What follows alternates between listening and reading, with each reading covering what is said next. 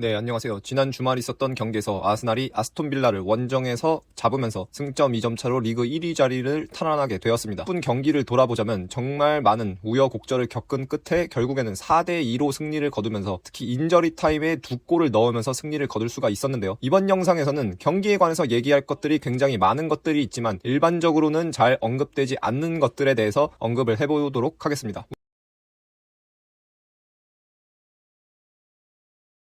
우선 기본적으로 경기에서 승리를 하기는 했지만 제가 지난 영상에서도 언급을 했던 것처럼 은케티아가 9번 공격수로서 가져가줘야 하는 득점에 대한 책임에 대해서는 여전히 해결이 되지 않았다고 볼 수가 있습니다. 이번 아스톤 빌라와의 경기에서도 총 5차례 슈팅을 시도했던 은케티아이고 골대를 맞은 헤딩과 지금 화면에서 보실 수 있는 웨데고르의 스루 패스 이후에 맞이했던 골키퍼와의 1대1 상황 등 9번 공격수로서 반드시 득점해야만 했던 찬스들을 또다시 무산시키는 모습을 여러 차례 보여줬습니다. 특히 웨데고르의 스루 패스를 통해서 맞이했던 골키퍼를 상대로 한 1대1 찬스의 경우에는 철저하게 아스날의 게임 모델에 의해서 발생한 찬스였다는 것을 감안했을 때 향후에도 해당 비슷한 상황이 발생했을 경우에 이러한 현상이 반복되지 않으리라는 보장을 할 수 없다는 것이 문제라고 볼 수가 있겠습니다. 그리고 두 번째로 얘기해볼 만한 상황은 아스날의 2대2 상황을 만드는 동점골이었던 진첸코의 골이 들어가기까지의 과정입니다. 아스날은 이번 시즌 세트피스로 유럽 현지 코치들 사이에서 굉장히 많은 주목을 받고 있습니다. 스페인의 경우에는 커뮤니티가 잘 형성이 돼 있기 때문에 저 또한 트위터를 통해서 여러 가지 소식들을 접하고 정보들을 접하는데 트위터에서도 굉장히 언급이 많이 되거든요. 아스날의 이러한 세트피스는 기본적으로 니콜라 조베르 코치의 작품이라고 할 수가 있습니다. 유럽의 경우에는 보통 분석관이라는 것이 축구를 이해하는 코치가 일을 행하는 경우가 대부분입니다. 그러니까 단순히 분석관이라고 해서 영상을 다루는 것이 아니고 기본적으로 분석관은 축구에 대한 이해를 가진 코치인데 영상에 조금 더 특화되어 있을 뿐이라는 것이죠. 그리고 이러한 분석관은 크게 두 가지 형태로 나뉜다고 할 수가 있습니다. 하나는 자신들의 게임 모델을 기준으로 해서 팀의 경기를 분석하는 분석관입니다. 자신들의 마지막 경기, 지난주 경기를 분석하고 게임 모델을 기준으로 보았을 때 어떠한 것이 잘 실행이 되었으며 어떠한 것이 개선할 부분이 있는지 이런 것들을 파악하는 분석관이 있고 또 다른 유형의 분석관은 바로 다음 상대팀을 분석하는 분석관입니다. 니콜라 조베르의 경우에는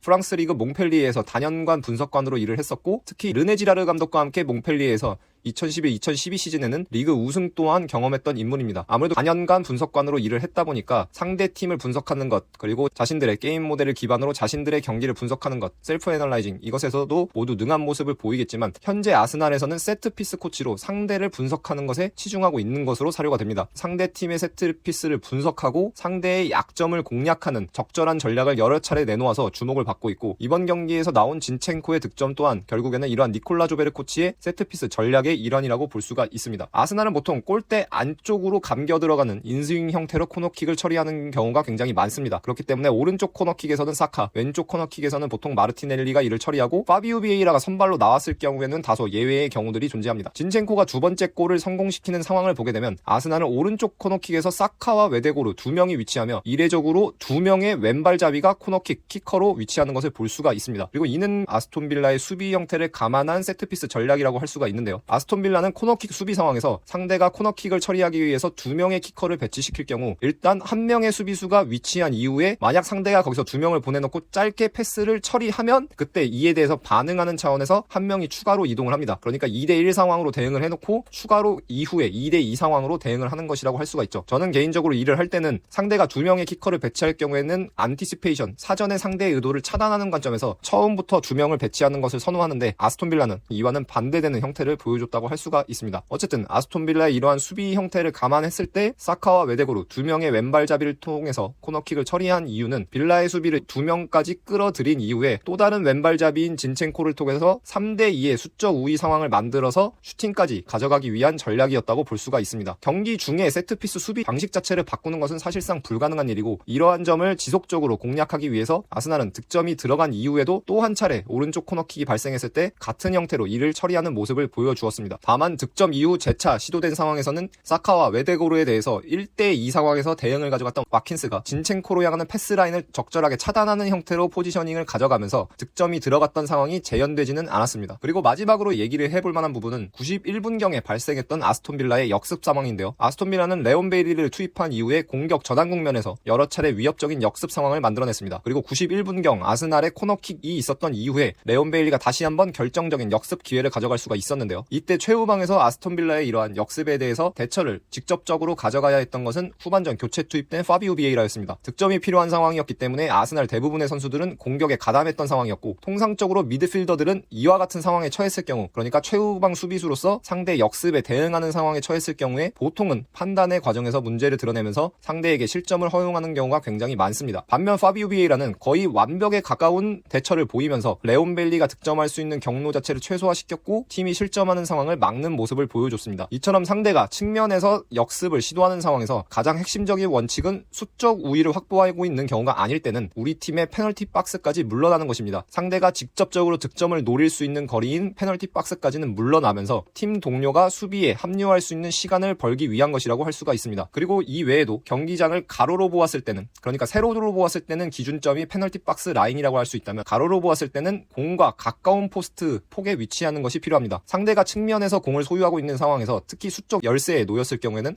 가까운 포스트 폭에 위치함으로써 상대가 수적 우위를 활용하는 가능성을 최소화할 수가 있습니다. 그러니까 패스가 연결될 수 있는 상황을 최소화할 수가 있는 것이죠. 이러한 관점에서 보았을 때 파비오 비에이라는 공을 가지고 전진하는 레온 베일리, 자신들의 페널티 박스, 가까운 포스트, 여기에 공을 갖지 않은 상대까지 총 4가지 요소에 대해서 상황인식을 끊임없이 가져가면서 적절하게 대응하는 모습을 보여주었습니다. 이러한 상황인식을 통해서 최종적으로는 동료들이 수비로 돌아올 시간을 벌었고, 상대가 수적 우위를 가지고 플레이하는 상황을 차단했으며, 그리고 공을 가진 레온 벨리가 특히 왼발잡이라는 것을 감안했을 때 직접적으로 득점할 수 있는 가능성 또한 소화시키는 것에 성공을 했습니다. 파비오 비에이라의 이러한 대응이 가능했던 이유는 결국에는 상황인식 판단의 과정이 유소년 카테고리에서부터 굉장히 지속적으로 반복되었기 때문이라고 할 수가 있습니다. 단순히 임기응변이 아니고 어렸을 때부터 계속해서 경기 중 상황에서 혹은 훈련 중 경기에서 발생할 수 있는 상황을 반복해서 체험함으로써 체화된 것이 경기 중에서 나타났다고 할 수가 있는 것이죠. 이는 전반적으로 파비오 비에이라뿐만이 아니고 포르투갈 미드필더들이 프리미어리그에서 유독 강한 모습을 보여주는 것과도 일맥상통한다고 볼 수가 있습니다. 파비오 비에이라의 경우에는 우리가 보통은 공격형 미드필더라고 일컫는 포지션에 속하는 선수이지만, 경기 중 발생하는 다양한 상황에 대해서 시각적으로 계속해서 정보를 수집해서 상황 인식을 가져가고 적절한 판단을 내릴 수 있는 능력을 갖춘 것이 정상급 포르투갈 미드필더들에게서 공통적으로 보여주는 특징이라고 할 수가 있습니다.